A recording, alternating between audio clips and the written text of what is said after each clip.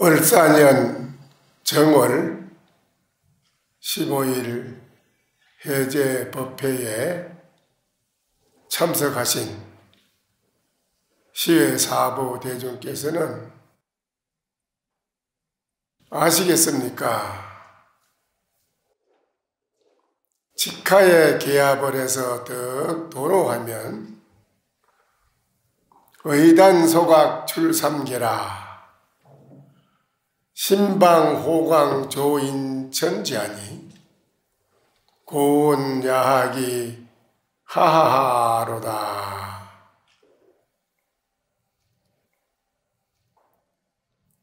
직하에서 목전에서 바로 착하니 계합을 하여 뭘로 깨달아 뛰어난다면 일체의 신뭉치가 다 녹아져 없어져서 삼계를 뛰어나리라.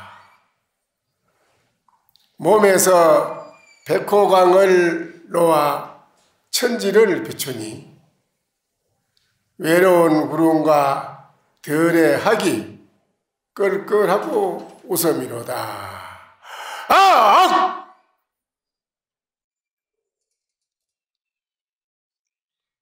금일 해제 대중은 도리어 아시겠습니까? 만약에 알지 못했다 할진대 또 말씀을 드리겠습니다. 동서남북 사면이 문이 없고 사방이 막힌 벽이 없습니다. 더벅머리에 소생딸 같은 기라 누구나가 다 남아 대장부인데 어찌하여 노건이 없는데 스스로 자신을 얽어잡아 매 있는가? 그렇다면 벗어나는 그 일꾼은 어떠한 것인가?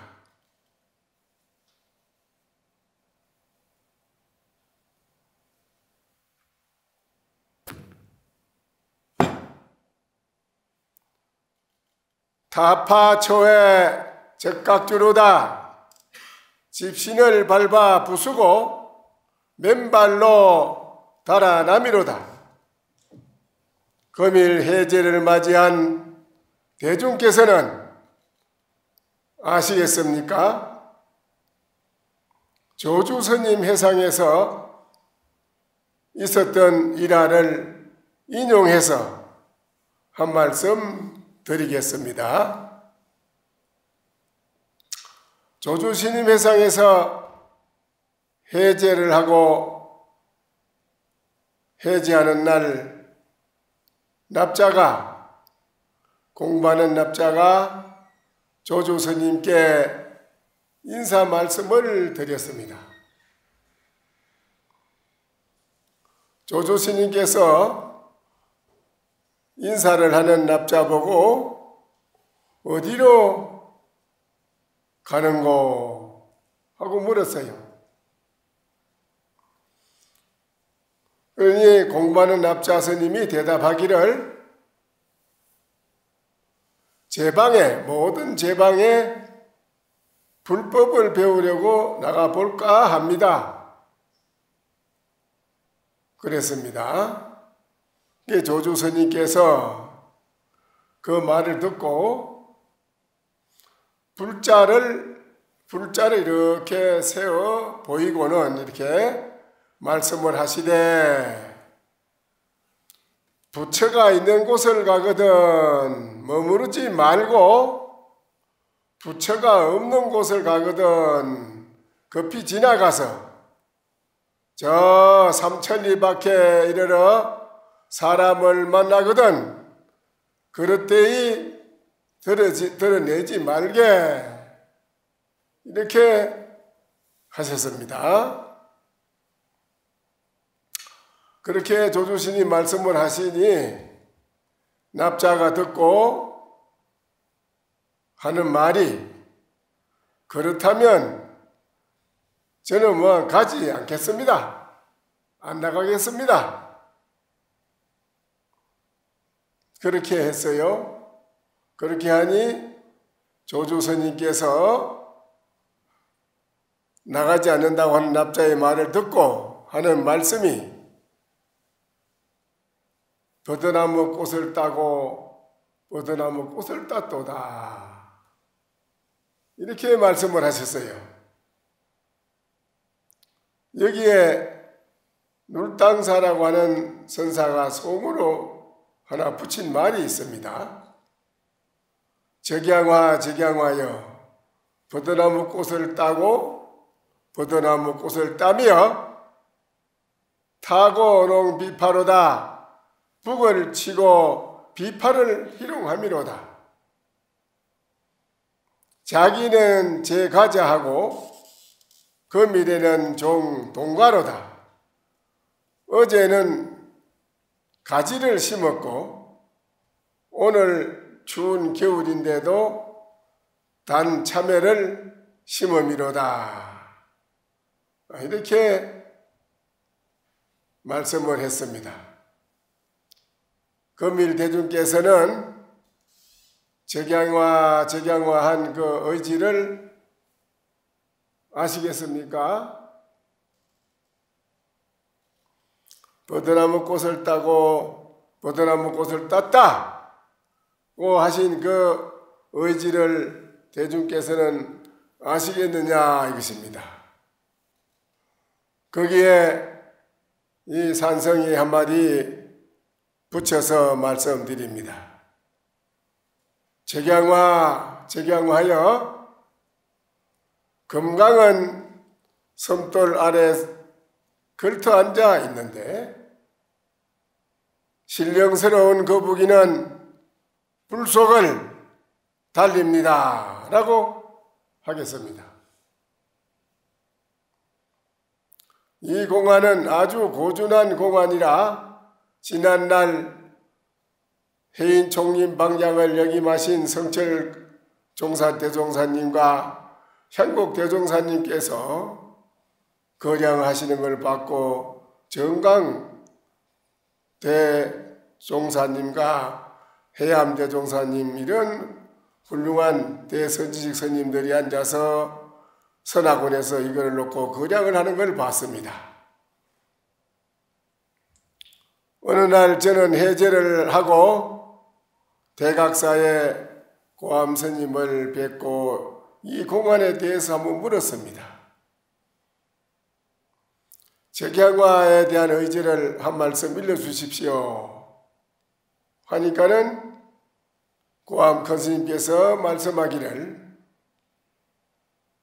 눈 가운데 동자 사람이 수놓은 신을 신었다라고 말씀을 하셨습니다. 그동안에 여러 큰 스님들이 거량하는 걸 많이 봤습니다만 또한 고암 대종사님께서 말씀하신 것도 또한 처음 들어본 그런 말씀이었습니다. 동안 정진대중께서 이 본참 공안을 해결하지 못했다면은 해제를 한 것이 아닙니다. 더욱 용맹정진하셔서 각자 참고하는 하도를 반드시 타파해야만 됩니다. 산중에 수자가 둘이서 공부를 했습니다. 밑에 있는 수자는 불수고 위에 토굴에 공부하는 스님은 능수입니다. 신도가 떡하고 옷하고 다가를 많이 장만해가지고 공양을 올리러 갔습니다. 처음에 불수라는 토굴의 스님에게 올리니까는 그 스님은 나는 이 공양을 받아서 녹일 만한 나는 그러한 힘이 못 됩니다. 자격이 고향을 받을 만한 난 자격이 못 됩니다. 소화를 시킬 만한 능력이 못 되니 이 위에 있는 스님에게 가보십시오 하고 말을 했습니다. 그러니까는 그 공양을 가져온 시주자가 그 다음 스님에게 올라갔습니다. 가서 올리니까는 그 스님은 하는 말이 공양 올리는 거를 왜 내 팽기치는가? 능히 받아줘야지 하고 능히 받은 그 사람을 능수라고 하는 스님이라고 합니다. 능수, 능히 받았다. 그랬어요.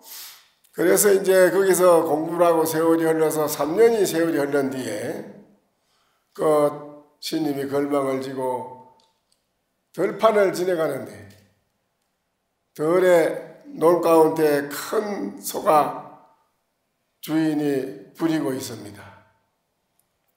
그런데 그 스님이 그 항소 소 옆에 가서 하는 말이 지금도 능수인가? 지금도 능히 받을 수 있다고 하는가? 라고 하니 그 소가 눈물을 흘리면서 불수야 받지 못해 이렇게 했습니다. 그 공양 시주 공양을 받고 그 스님은 그 빚을 제대로 갚지 못한 허물이 있어서 그 집에 가서 3년을 소가 돼서 그 빚을 갚는다고 농사를 지어줬다고 합니다. 그 소가 논에 와서 돌아다니는데 아무리 쫓아도 또 오고 또 오고 아무리 찾아도 주인이 없어요. 그러니까 그 주인이 밭주인이 그 소를 데려가서 3년을 농사를 지어서 3년을 농사 지어준 걸로 그 소가 빚을 갚았다라는 말이 있습니다. 우리가 이 가사를 읽고 이 문중에 사는데 우리가 정말 사란톨 이것이 모든 생활하는 일체가 다 시주의 은혜 아닙니까? 시주의 은혜를 가히 우리가 어떻게 책임을 내가 지겠는가? 어떻게 해야 되는가? 이거를 깊이 생각해 보면은 밤잠이 오지 않습니다. 그래서 해제가 정했지만은 이 본참공안을 해결하지 못하면 시주의 은혜도 갚지 못하는 것이고 일체의 모든 것을 해결하지 못한 것이 되니 그 얼마나 이 일이 정말 막중대사가 아닐 수가 없습니다. 다른 여타의 하도공안 외에 어떤 공부도 이 문중에서는 허용치 않습니다. 반드시 하도공안을 통해서 여러분이 꼭 공부를 해결해 주기를 부탁을 드립니다. 부겸청구소나 비난 일진다로다. 부자는 천사람의 입도 적다고 원망을 하고 가난한 사람은 자기 한 몸도 많다고 한탄함이로다.